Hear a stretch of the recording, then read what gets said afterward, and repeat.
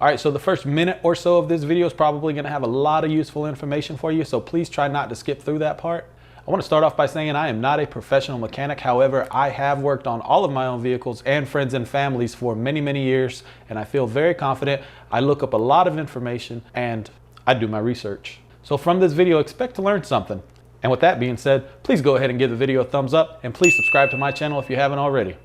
We have an 07 GMC Yukon 6.2 liter here, and today we're gonna change out this canister purge valve. But first, I'm gonna show you how to properly test it, and that way you'll know if you need to change it out or not. You can buy this part at your local auto parts store, but it is about half the cost if you get it on Amazon. I'll put a link in the description below. If you do buy it through that link, I do get a small kickback, so I do appreciate it. It doesn't cost you any more money, but it does give me a very small percentage of that sale. So thank you if you do buy it through the link below. So the reason that I decided to even test this purge valve is because my Yukon is running lean on banks 1 and 2.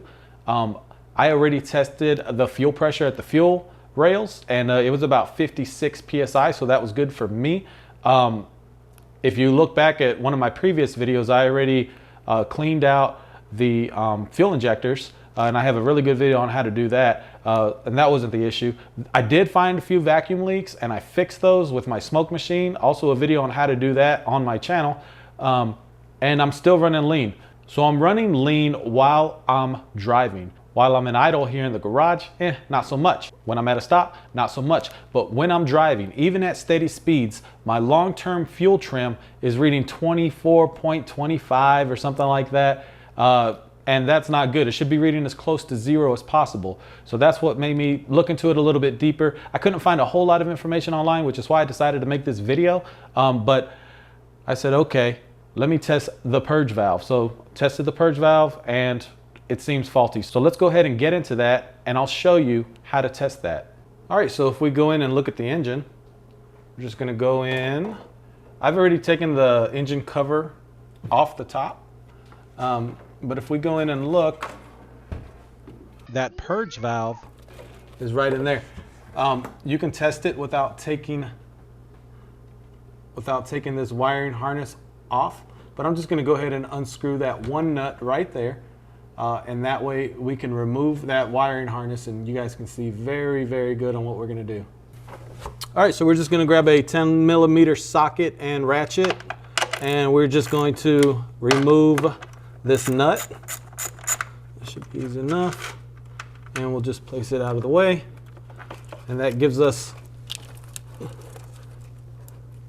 we can also take this off here. And to do that is easy enough, so I'm not gonna do an overhead view, but you just lift here and pull out. That's it. All right, so moving the harness out of the way, I think just moving it to the right of the engine towards the driver's side is probably the best way. So from here, here's the purge vent valve. It's got a connection on this side, and it's got 2 connections on this side. One's the electrical, one is the side we want to disconnect. And to do that, all we do is make sure that this little white locking mechanism is kind of in the middle of where it needs to be, and then just pull it out. It can go up and down, and you want it kind of in the middle.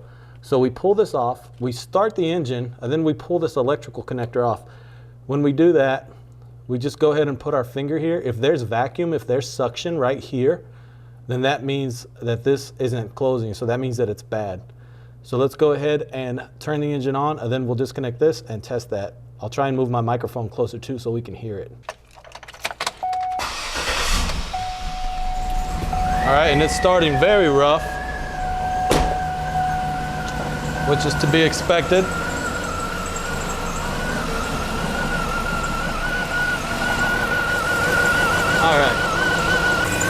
All right, so let's go ahead and disconnect the electrical.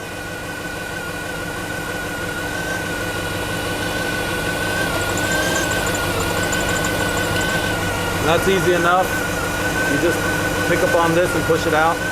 And then now we'll just put our finger. Oh yeah. It's definitely got suction, so that valve is bad. It's definitely vacuuming. So there should be no vacuum on it right now. Let me see if I can get my microphone closer and we can hear it. I mean, you can see it vacuuming on my fingers.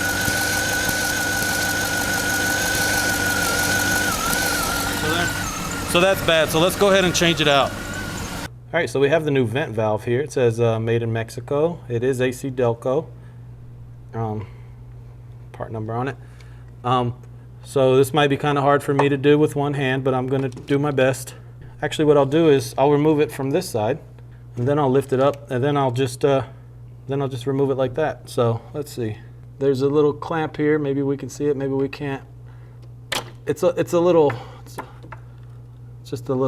I don't know if you can see that.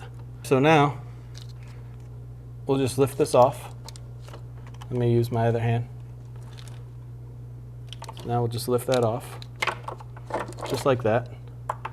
And yeah, now all we have to do is swap this out. Let me see if I can do it with one hand. Probably not. Oh, look, we can see how this works here. About as focused as it's gonna get. So you just, just push to the right a little bit, up, and down. So, ow, that's hot. All right, so yeah, just did it with one hand. So it's not hard.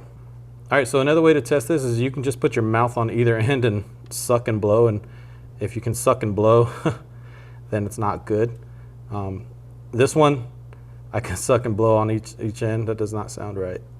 But this one, it's closed, so it doesn't allow me to do that. Anyways, that's just FYI, another way to test it. So we'll put the new one on. Let me put the old one down. Okay, so to put this on, we're just going to start off with this hose again, and we're just going to, let's see if I can, we're just going to put that on and just snap it in just like that. That's all you have to do, just push it on.